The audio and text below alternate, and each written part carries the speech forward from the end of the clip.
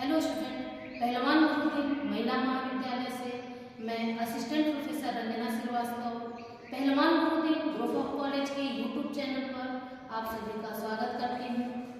आज मैं समाजशास्त्र विभाग से बीए चतुर्थ सेमेस्टर भारतीय समाज की समस्याएं एवं विकास के मुद्दे से एक और समस्या लेकर उपस्थित हुई हूँ। आज हम लोग जिस समस्या पर चर्चा करेंगे, जिस समस्या का अध्ययन करेंगे, उसका नाम है श्वेत वसन अपराध या सफेद पोश अपराध। श्वेत वसन अपराध उसी को सफेद पोश अपराध भी कहते हैं, उसी को व्हाइट कॉलर क्राइम भी कहा जाता है। तो श्वेत वसन अपराध जैसा कि आप नाम देख रहे हैं, इसमें सबसे पहले हम लोग ये जानेंगे कि अपराध क्या होता है।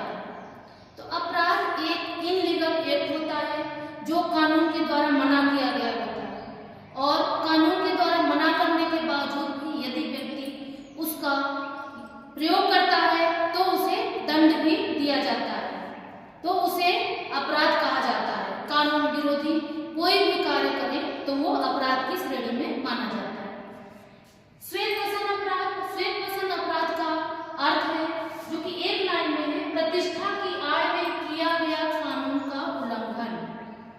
प्रतिष्ठा की आड़ में किया गया कानून का उल्लंघन को श्वेत वसन अपराध कहा जाता है। श्वेत वसन अपराध उच्च प्रतिष्ठा वाले व्यक्ति, उच्च पद पे आसीन व्यक्ति के द्वारा किया जाता है, जिनसे हमें उम्मीद नहीं होती है, जो समाज में उनका कोई नाम होता है, जो प्रतिष्ठित होता है, कुछ उनकी प्रतिष्ठा होती है, जिनसे हमें उम्मीद नहीं होती है कि ऐसे व्यक्ति भी कुछ अपराध कर सकते हैं। ऐसे उच्च अधिकारियों के द्वारा किए गए अपराध को श्वेत वसन अपराध कहा जाता है।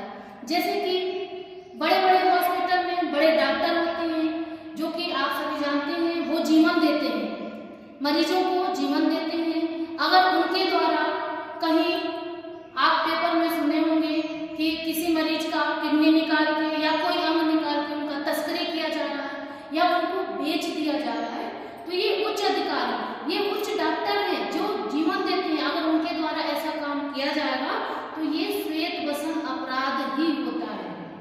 ये सफेद पोश अपराधी ही कहलाएंगे कि जिनसे मुझे उम्मीद नहीं है और वो ऐसा काम करें। एग्जाम्पल में जैसे जज होते हैं, हम लोग गुहार लगाने जाते हैं कि जज सही निर्णय देंगे, लेकिन वहाँ पर भी रिश्वत लेकर जज गलत निर्णय सुना देते हैं, जिससे जो अपराधी होते हैं वो समाज में खुलेआम घूम रहे हैं, और जो निर्दोष व्यक्ति होता है पैसे की कमी की वजह से वो जेल में बंद होकर सजा पाता है। तो ऐसे उच्च श्रेणी वाले प्रतिष्ठित व्यक्तियों के द्वारा किए गए अपराध को श्वेत वसन अपराध कहा जाता है। श्वेत वसन अपराध की अवधारणा सर्वप्रथम सबसे बड़े समाज अपराध शास्त्री सदरलैंड ने 1941 में इनकी अवधारणा को प्रस्तुत की थी, और इनकी परिभाषा अर्थ को तो अच्छे से समझ लिए कि उच्च वर्ग या प्रतिष्ठित व्यक्ति के द्वारा किए गए कानून का उल्लंघन ही श्वेत वसन या सफेद पोश अपराध कहा जाता है। अब इनकी परिभाषा को देख लेते हैं। परिभाषा सदरलैंड ने अपने अनुसार श्वेत वसन अपराध की परिभाषा देते हुए कहा है कि प्रतिष्ठित व्यक्तियों द्वारा उनके व्यवसाय के दौरान किए गए अपराध को श्वेत वसन अपराध किया जाता है। श्वेत वसन अपराध हमेशा, जैसे डॉक्टर है, वो अपना डॉक्टरी के दौरान ही किसी व्यक्ति का किडनी निकाल के तस्करी करते हैं, तो वो अपने व्यवसाय के दौरान ही अपराध कर रहे हैं, तो ऐसे अपराध को श्वेत वसन अपराध कहा जाता है।